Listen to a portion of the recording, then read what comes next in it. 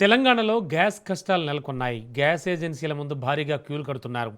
తగినంత గ్యాస్ నిల్వలు ఉన్నాయని బుకింగ్ చేసిన తర్వాత గ్యాస్ కోసం రావాలని ఏజెన్సీ నిర్వాహకులు చెబుతున్నప్పటికీ గ్యాస్ ఏజెన్సీల ముందు సిలిండర్లతో క్యూ మాత్రం తగ్గడం లేదు.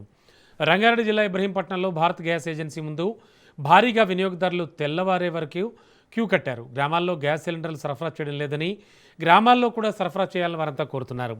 గ్యాస్ తగినంత ఉందని చెబుతున్న నిర్వాహకులు తగినన్ని కౌంటర్లు పెట్టి గ్యాస్ సిలిండర్లు వినియోగదారులకు సప్లై చేయాలని పలువురు డిమాండ్ చేస్తున్నారు.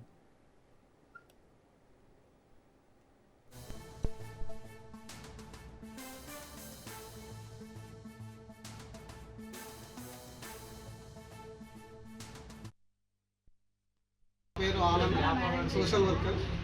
ఇబ్రహీంపట్నం భవానీ గ్యాస్ ముందు చాలామంది వినియోగదారులు లైన్ కట్టడం జరిగింది.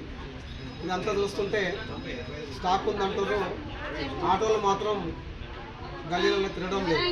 అందుకే పేపర్లో చూస్తే గ్యాసు కమర్షియల్ ఆపేసారు, ఇంటి గ్యాస్ కూడా ఆపేసే ప్రమాదం ఉందని చెప్పేసి వినియోగదారులంతా బెంబలెత్తేసి వచ్చినారు.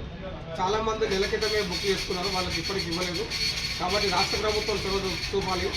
ఇప్పటికే కేంద్ర ప్రభుత్వం చేతులెత్తేసింది.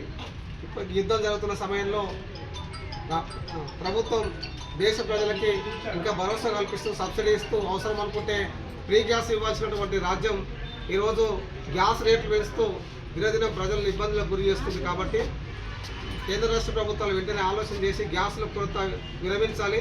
అలాగే కమర్షియల్ గ్యాసులు కూడా పెంచాలి. లేకుంటే ప్రజలే రోడ్ల మీకు వచ్చే అవకాశం ఉంది. కాబట్టి ప్రభుత్వం వెంటనే స్పందించాలని చెప్పేసి మేము డిమాండ్ చేస్తున్నాం.